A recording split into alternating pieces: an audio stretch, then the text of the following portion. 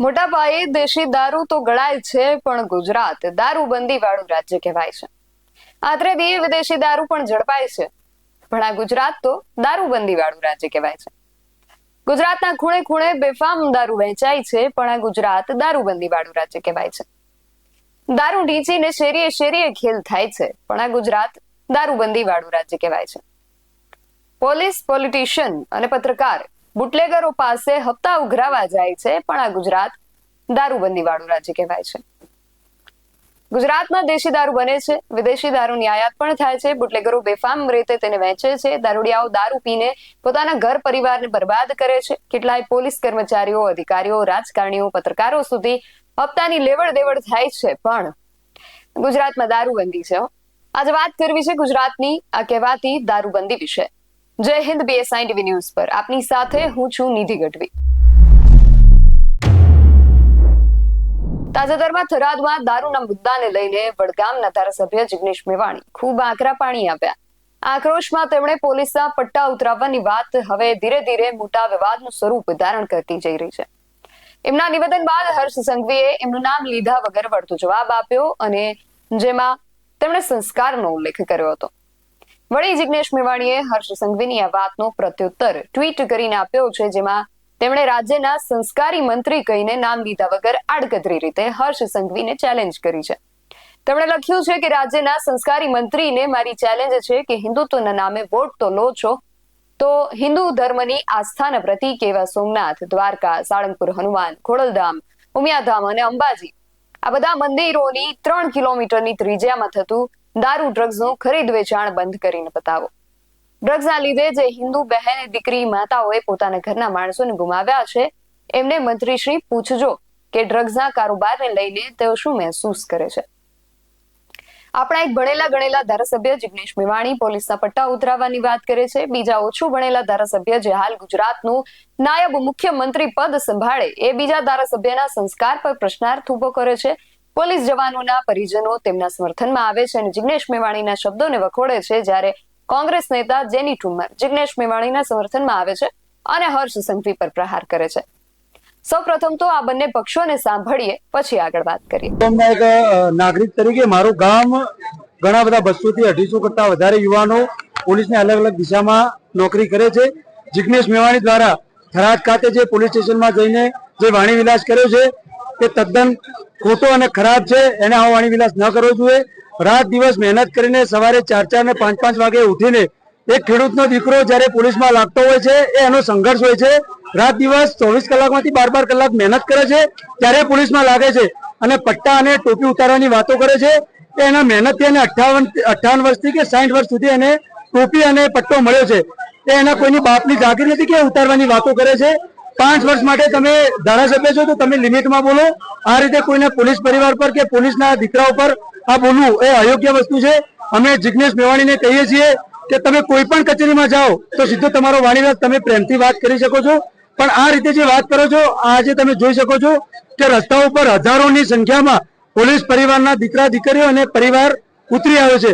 હજુ પણ જો એ પોતે લિમિટમાં રહી રહે અને મારી સરકારની નમ્ર વિનંતી છે કે હજુ પણ જો પોતે લિમિટમાં નહીં રહે તો આવનારા વર્ષમાં અને આવનારા દિવસોમાં ઓનાથી પણ મોટો જન આંદોલન થશે. નમસ્તે, હું જેની ઠુમર. તાજેતરમાં વડગામના ધારાસભ્ય જિગ્નેશ મેવાણી દ્વારા જે પોલીસના પટ્ટા ઉતારી નાખવામાં આવશે એ નિવેદનના વિરોધમાં અત્યારે પોલીસ પરિવારના સભ્યો, ઘણા બધા ગ્રામજનો અને ગુજરાતીઓ રસ્તા ઉપર ઉતર્યા છે. પૂર્વ IPS ઓફિસરો, રિટાયર્ડ અધિકારીઓ, આ બધા જ જિગ્નેશ મેવાણીના સ્ટેટમેન્ટના વિરોધમાં ઉતર્યા છે.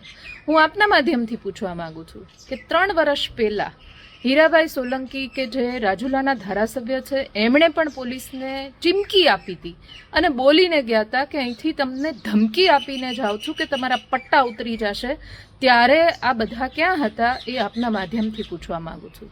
પોલીસને એટલું બધું લાગી આવે છે, ખુદ હર્ષ સંઘવીને કે જે ગૃહમંત્રી છે ગુજરાત રાજ્યના અને નાયબ મુખ્યમંત્રી છે એમને પણ એટલું બધું લાગી આવે છે. તો હું પૂછવા માંગુ છું કે જ્યારે ગુજરાતમાં આટલો બધો દારૂ વેચાય છે ત્યારે તમને કેમ નથી લાગી આવતું? આટલા બધા પોલીસવાળા છે એમને કેમ લાગી નથી આવતું કે અમે લોકો દારૂબંધીના નામે આટલો બધો ગુજરાતની જનતા સાથે તોડ કરીએ છીએ, ત્યારે તમને કેમ નથી લાગી આવતું? એ આપના માધ્યમથી પૂછું છું. તમે જે વિરોધ કરાવો છો, જ્યારે આમ આદમી પાર્ટી હોય, કોંગ્રેસ પાર્ટી હોય, વિપક્ષના નેતાઓ હોય એ સવાલ પૂછે ત્યારે તમામ લોકોને કે જે ભારતીય જનતા પાર્ટી સાથે જોડાયેલા છે, જે સરકારી તંત્ર સાથે જોડાયેલા છે, ત્યારે તમને લાગી આવે છે. પણ આ જ વાક્યો જ્યારે ભારતીય જનતા પાર્ટીના આગેવાનો બોલે છે ત્યારે તમને નથી લાગી આવતું. ત્યારે તો તમે સામેથી પટ્ટા ઉતારીને કાઢવાની તૈયારી બતાવો છો. આ તમારી નપુસંકતા સાબિત કરી આપે છે કે તમને સાચું સાંભળવું પોસાતું નથી. તમારા પટ્ટા ઉતારી નાખવાની ધમકી આપી શેના આધારે આપી? ગુજરાતમાં આટલો બધો દારૂ વેચાય છે, મળે છે, શોષણ થાય છે, આટલા બધા અપબનાવો, અપમૃત્યુના કિસ્સાઓ બને છે, ત્યારે તમને નથી લાગી આવતું.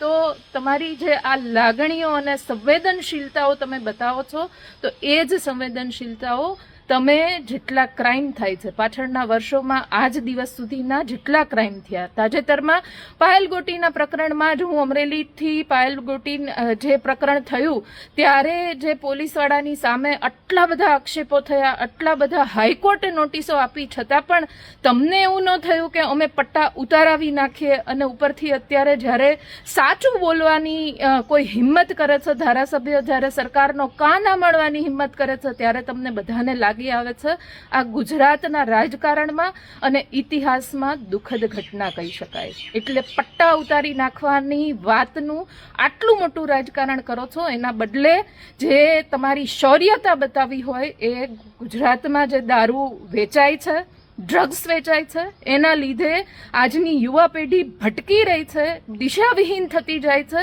એમાં તમારી સંવેદનશીલતા બતાવો તો મને લાગે છે કે તમે સાચી આગેવાની કરી કહેવાય. બાકી આવી બધી વાતમાં તમે વિરોધ કરાવીને એક ધારાસભ્યને, એક આગેવાનને, એક ગુજરાતના યુવાનને બોલતો બંધ કરીને બીજા બધાને જે સંદેશો પાઠવવા માંગો છો એ સંદેશો પાઠવવાના બદલે તમારી શૌર્યતા, આ બધી જ વાતો જેટલા ક્રાઇમ થાય છે અને પકડીને ક્રાઇમ કરનારા લોકોને પકડીને હપ્તાઓ બંધ કરીને પોલીસવાળાઓ રક્ષકની બદલે જ્યારે કોઈ એક યુવાનને હેલ્મેટ નથી પહેર્યું ને રોકે છે ત્યારે એ રક્ષક નહીં પણ ભક્ષકના સ્વરૂપે એ યુવાન જોતો થયો છે આજની પેઢીનો.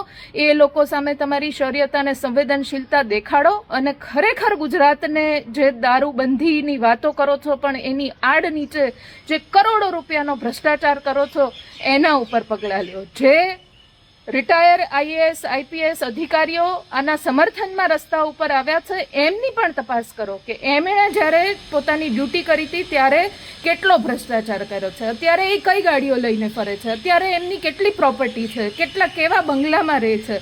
આવી બધી વાતોને વિરોધો કરીને તમે કોઈની ગુજરાતની જનતાની લાગણીઓ જીતી નહીં શકો, ઉલટાની તમારા ઉપર ફિટકાર વરસશે. એટલે આ બધા તાઇફાઓ બંધ કરીને જે પટ્ટા ઉતારવાનું રાજકારણ તમે કર્યું છે એના બદલે જો થોડી એ સંવેદનશીલતા હોય તો આવા અધિકારીઓ જાતે પટ્ટા ઉતારીને આપી દે એવી વિનંતી કરું છું. નમસ્તે. પોલીસના પરિજનો વિશે પહેલા વાત કરીએ તો એમનું કહેવું છે કે પોલીસ જવાનો સતત ખડે પગે રહીને પોતાની ફરજ બજાવતા હોય છે ત્યારે ધારાસભ્યના આવા શબ્દો અપમાનજનક છે. જો કે જિગ્નેશ મેવાણીના શબ્દો કે એની પાછળનો જે ભાવ હતો એ પોલીસ જવાનો માટે હતો જે ભ્રષ્ટ છે કે આ દારૂની જે પ્રથા ચાલી રહી છે ગુજરાતની અંદર એને પ્રત્યક્ષ કે પરોક્ષ રીતે સમર્થન આપે છે. પરંતુ આપણે એ પણ સમજવું જોઈએ કે શબ્દનું પોતાનું એક મહત્વ છે અને વળી જે લોકો જાહેર જીવનમાં છે એમણે પોતાના શબ્દો પર પૂરતું ધ્યાન આપવું જરૂરી છે. શબ્દો જોખી તોડીને બોલવા જરૂરી છે કારણ કે શબ્દ પોતે એક શક્તિ છે. તમે જ્યારે ગેરવ્યાજબી ભાષા કે શબ્દોનો પ્રયોગ કરો છો ત્યારે તમે પોતાની જ છબીને ખડાવો છો. આનાથી સસ્તી પ્રસિદ્ધિ તો મળે છે પરંતુ અમૂલ્ય પ્રતિષ્ઠા ન મળી શકે. તમે જુઓ કે ક્યાંક અપશબ્દો, અધર્મ, અસામાજિક કામો વગેરે જેવી જેટલી પણ નકારાત્મક વસ્તુઓ છે એના કોઈ ટ્યુશન ક્લાસ ન હોય, એને ક્યાંય શીખવાડવામાં નથી આવતું કારણ કે નકારાત્મકતામાં એટલી શક્તિ છે કે માણસ આ બધું આપોઆપ શીખી જાય છે. પરંતુ આપણે સભ્ય સમાજનું ઘડતર કરવા માટે આપણા શબ્દો પર ધ્યાન કેન્દ્રિત કરવું જરૂરી છે. અને જિગ્નેશ મેવાણી અવારનવાર કહેતા હોય છે કે આ સરકારી કર્મીઓ અને અધિકારીઓ આપણા નોકર છે, કારણ કે આપણે ચૂકવેલ ટેક્સના પૈસામાંથી પગાર મેળવે છે. તો ધારાસભ્યશ્રીને પૂછવું છે કે તમને 5 વર્ષ માટે દર મહિને જે પગાર મળે છે ક્યાંથી મળે છે? અને જો ટેક્સના પૈસામાંથી પગાર મેળવતો દરેક વ્યક્તિ પ્રજાનો નોકર છે, તો એ ન્યાય તો તમે પણ નોકર થયા. ધારાસભ્યો કેમ ભૂલી જાય છે કે એ પણ આ જ ટેક્સમાંથી પગાર મેળવે છે? અને જાણે ખૂન કા બદલા ખૂન હોય એ રીતે અપમાન સામે અપમાન કરીને બદલો લેવાની રાજકારણીઓમાં હોડ જામી હોય એ રીતે હર્ષ સંઘવીએ પણ જિગ્નેશ મેવાણીના સંસ્કાર પર પ્રશ્ન ઉઠાવીને પોતાના સંસ્કાર બતાવ્યા હતા. અને વળી જે રીતે જેની ઠુમ્મરે વાત કરી કે એમની આ સંસ્કારોની વાત એમની પોતાની પાર્ટીના ધારાસભ્યો પર લાગુ નથી પડતી, એવા પણ પ્રશ્નો ઉઠ્યા છે. કારણ કે આ વિવાદ વધતા રાજુલાના ભાજપના ધારાસભ્ય હીરા સોલંકીનું લગભગ 5 મહિના પહેલાનું પોલીસ સાથેનું આવું જ વર્તન યાદ આવે છે, જેમાં એ પણ આ જ રીતે પોલીસના પટ્ટા ઉતરાવવાની વાત કરી રહ્યા હતા. હવે એ વિડીયો પણ જુઓ.